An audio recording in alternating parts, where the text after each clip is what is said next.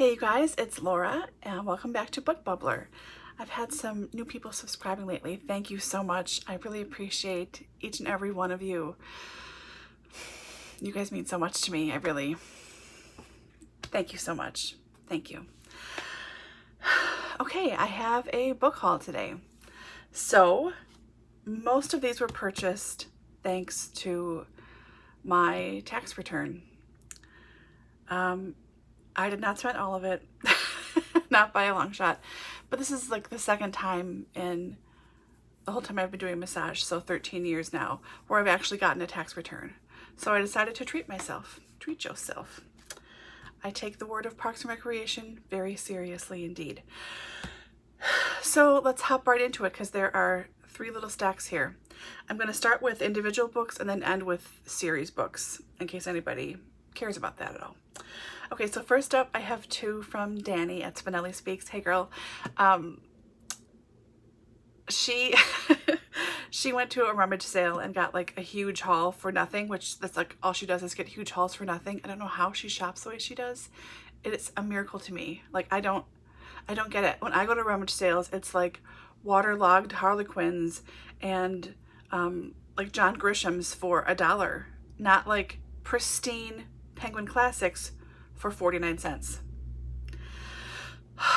Anyways, she's just got the gift and I don't. That's fine. Anyways, so she called me when she was at a rummage sale and very nicely bought two books for me.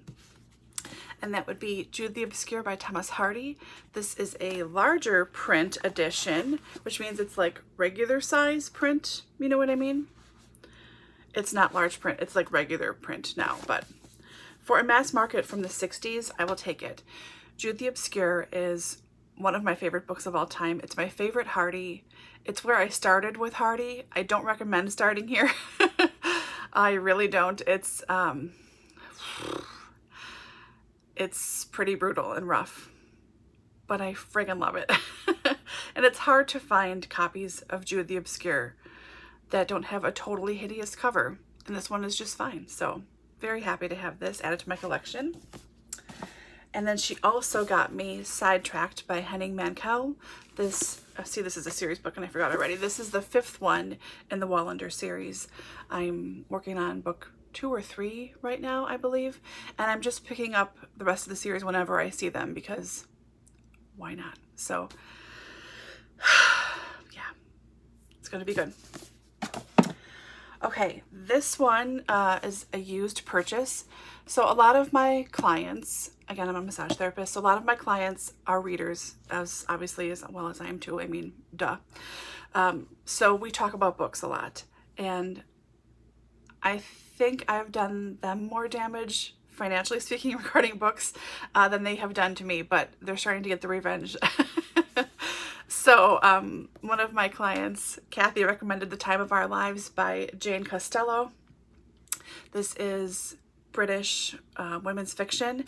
And the way she was talking about it, she said it's just easy reading. It's really funny. It made her laugh out loud quite a few times. And she said, you know, who doesn't need a distraction these days? And agreed. Like, reading has primarily been an escape for me. Even when I'm escaping, I'm always learning something, even if it's about like a period or a certain type of person or whatever. You're always learning when you're reading, but I just more than ever want to not be in this current world. So yeah, this should be good. This should be really good. Okay, and then this one was a recommendation from Jen Campbell on one of her videos, which, by the way, if I mention any booktubers or anyone, I'll link them, of course, in the description below. But Jen's got some great recommendation videos. I really like her. I just like her a lot. So I think it was one of her recommendation videos. Like people wrote in asking for specific suggestions and she gave a whole bunch of them. I think there were 2 videos. I'll try and find the one this was in. I don't know if I can do that or not, but regardless, waffling on, Laura. She recommended Poor Things by Alasdair Gray as a book that has an unusual layout in the telling of the story. This is out of print. So I'll just kind of flip a little. Of course, I'm getting all the big, like the regular stuff. There's some verse illustrations. That was an intimate part I didn't know was in there. Sorry. Let's try and hope we don't get because nobody, in a book haul, nobody needs this. But the type font, that's the word, the font does change. There are some more illustrations in here. So I don't know. This is described as, okay, it won the Whitbread Award and the Guardian Fiction Prize in 1992 with its tantalizing reminders of Mary Shelley, Wilkie Collins, Arthur Conan Doyle, and Lewis Carroll. This is an up-to-date 19th century novel informed by a thoroughly 20th century sensibility. So it's set in Glasgow and the Mediterranean in the 1880s. What's not to like here? Thank you, Jen. And speaking of recommendations from people, I saw this. This is a recommendation from Sean at Past Story Time. She read this recently, Lamp in the Darkness by Jack Kornfield, and it's got a CD in the back.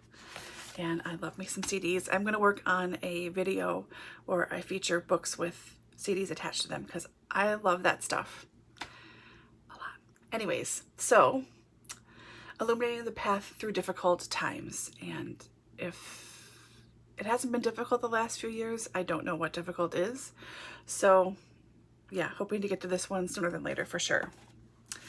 This one, again, is out of print. I checked this out from the library. I had it all throughout quarantine. I started reading it just as it was due and I couldn't renew it, and I thought, screw it, just buy a used copy. So I did. It's Mount Vernon Family by Elswyth, Thane. About everyone who lived at Mount Vernon. Washington's family, family, like literal family, blood family, and then friend family and cousins and everything else. This was spurred on by my reading of Nellie Custis's diary, which is based on a real diary. Nellie Custis is a real person, so it's based on her real diary, but slightly fictionalized and condensed a little bit. So it's when she's a teen to when she gets married. Essentially, it runs. And Nellie is in here. In fact, there is a portrait of her, which I was really tickled to see. There are photographs and portraits in here. Where is she? Oh, it's a bedroom at Mount Vernon. Here she is. Here's Nellie. So I gotta find out exactly who she was since Washington didn't have children. But anyways, I like little history books like this, like thin little kind of 70s, 80s history books that are still relevant. I like the stuff. Speaking of still relevant, we have the chunkster that is The Warmth of Other Suns by Isabel Wilkerson. This won the Pulitzer, oh, I don't know when. Wait, maybe it's National Book Award. No, it did win the Pulitzer. Not that it matters, but this is a narrative about Black citizens in American history migrating from the South to everywhere else, essentially. It covers the early 19th century, I think through the 70s, I want to say. This has been on my list since it was first published, and my TBR to buy, whatever, and I never got around to it. And then I realized that with everything happening now, long overdue, all the Black Lives Matter stuff, that I should really get a copy, and this is a newer edition. So I waited till this one was published and then purchased. So this chunkster is going to get started very, very shortly. Very shortly. Good thing I have strong hands because that thing weighs a lot. Okay, so this is Existential Kink, Unmask Your Shadow and Embrace Your Power by Carolyn, Elliott, PhD. It's not what it sounds like or looks like. I saw this in a very random free magazine I picked up. I don't even know where recently. I couldn't tell you. But I have this magazine. I'm like, oh, I'll flip through this, it's fine. And there's an interview with the author in here about this book. And it's all about how everyone has bad habits and does things that they probably shouldn't do. Mostly to themselves, how they talk to themselves, actions that they repeat that they don't like but they're mad about, but it keeps happening, that kind of stuff. And that secretly there's a part of your brain that's kind of getting off on that behavior.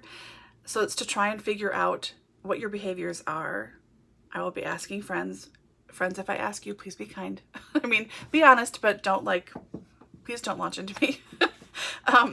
But it's all about how to work through that stuff and not have that stuff happen anymore, to take control of that subconscious thing that we all do or do several times, and let go of it and have a kinder, gentler life. So I'm excited to read this. It's going to be hard work, but I'm all about hard personal work, baby. Okay, then I have 2 Book of the Month picks from last month. I don't remember what these are about, so I have The Space Between Worlds. This is by Micah Johnson. The back says, "My mother used to say I was born reaching," which is true. She also used to say it would get me killed, which it hasn't. Not yet, anyway. So this is science fiction, I am assuming, fantasy. An outsider who can travel between worlds discovers a secret that threatens her new home and her fragile place in it. In a stunning sci-fi debut that's both a cross-dimensional adventure and a powerful examination of identity, privilege, and belonging. See, that sounds interesting to me. I'm into this. And I think it's a standalone. Don't quote me, but yay for standalones, right? I love me some series, as will be evidenced very shortly, but I'm also, it's a little bit of a relief to have a standalone sometimes too, you know, like, oh, I can just read this one and then not have to get invested in everything. So this should be really good. And then the other Book of the Month one I got is Atomic Love by Jennie Fields. So this is a, stay with me here, FBI thing. I think I'm going to have to read the inside, and I apologize. Chicago, 1950. Rosalind Porter has always defied expectations in her work as a physicist on the Manhattan Project and in her passionate love affair with colleague Thomas Weaver.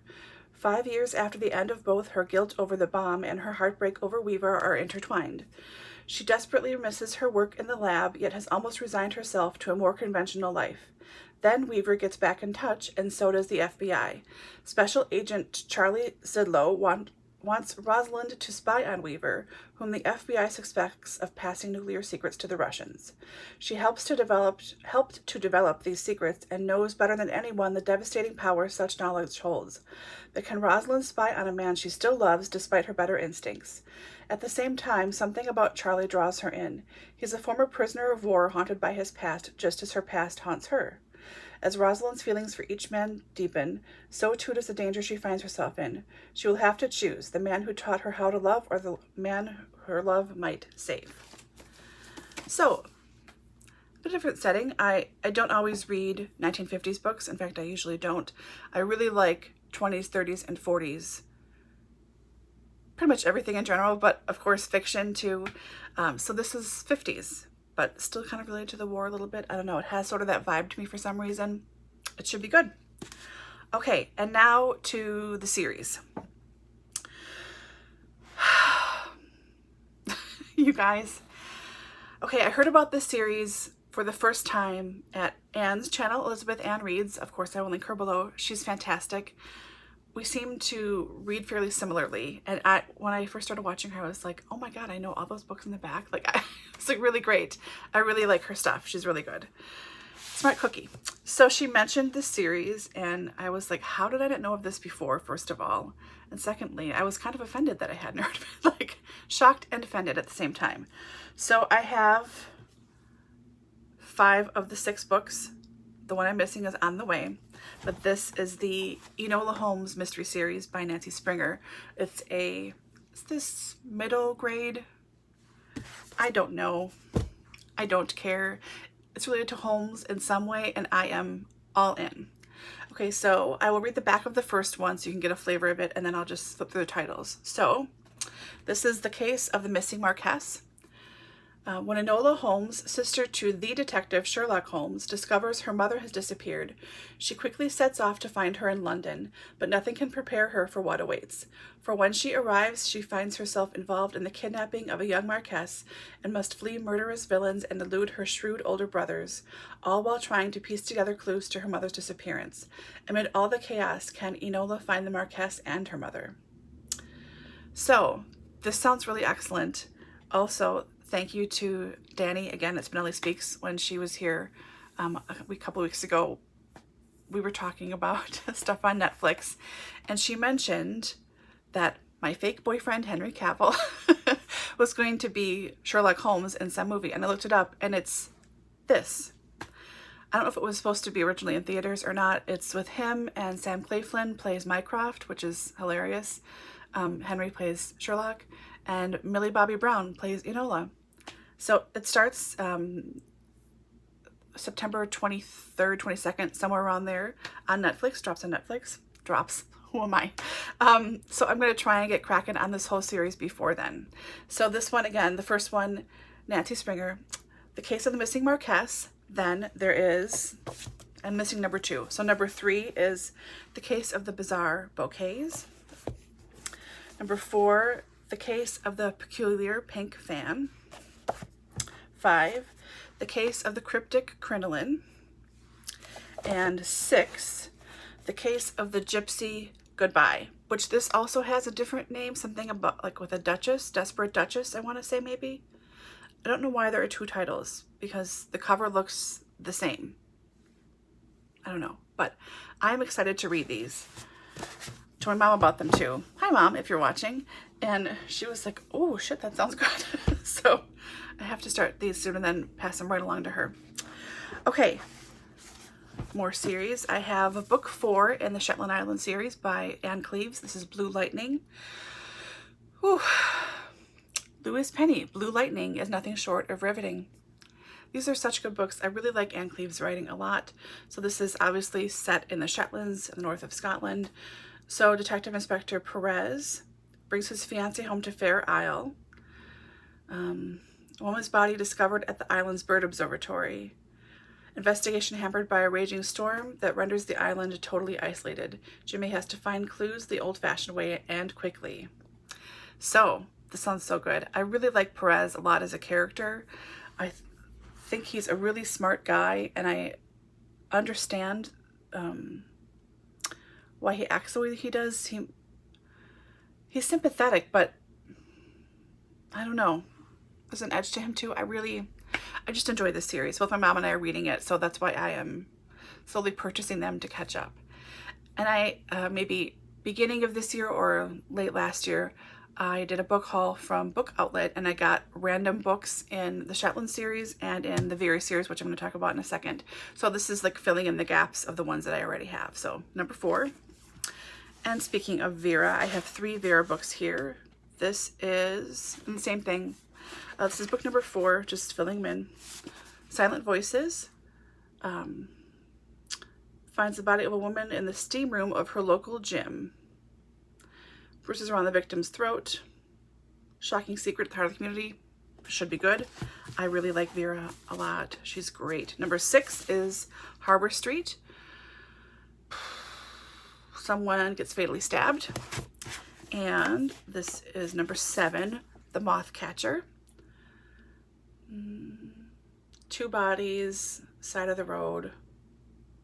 Something about catching moths. I like moths and I like butterflies a lot, but like almost any insect or anything that flies, if it just comes at my face, I just hit it. And I don't want to hurt it, but like if there were a bunch of moths around me, I would just be like freaking out the whole time. So some Veras to fill in. And then to wrap up this slightly long haul, I have the rest that I need for my Miss Marple series. So a few years ago, I started reading the Poirot series in order. I just have to read the last one. It's been 2 years, 3 years, I think. And I can't quite bring myself to do it yet. It reminds me too much of my dad, and I miss my dad like crazy. I know I just have to rip the Band-Aid off, essentially, and just read the last book, but haven't quite gotten it yet. So I have read all of Poirot, except for the last one. I've read all of Tommy and Tuppence, and I will start, now that I have these 4, I'll start Miss Marple very soon. So this is book number 4. Lots of book number 4s apparently. A murder is announced. I'm not going to wrap it up because you guys probably know the story or are familiar with it, whatever. So murder is announced. Number 5, They Do It With Mirrors. I like these editions a lot too. They're really nice. This is number 7, 450 from Paddington. And number 9, one of my favorite adaptations, A Caribbean Mystery. So that's it for the haul today. That's 1, 2, 3, 4, 5, 6, 7, 8, 9, 10, 11, 12, 13, 14, 15, 16, 17, 18, 19, 20, 21, 23, 23 books. And I realize I'm always saying that I feel overwhelmed by everything I have to read in the house. And yet I go and do this. I think that's normal, right? This is all normal behavior for people like us. I'm fine. This is all normal. No problem here. No problem. Let's ignore the joists in my house, but you know, it's fine. So I will link out every title below, so if you want to go back and refer to anything, it will be there for you. Have you guys read anything? Have you read any of the series? If any of you have read the Enola Gay, that's a plane. I've read the Enola Holmes series.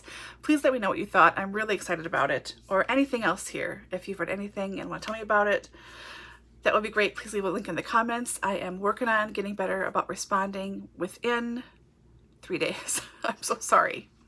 I'm just a dingus sometimes. And because I'm not on a computer for work and I don't use my cell phone for work, it's all paper and pencil, like the 1800s. I don't think to go to my computer when I get home from work. I just think, thank God I'm home, and I sit down or I start laundry right away. Like going to my computer is not an automatic thing. So I'm trying to make it more of an automatic thing. I'm working on it. Okay. I hope you're all well. I hope you're all healthy and reading something fabulous. And I will chat with you guys soon in the next one. Bye.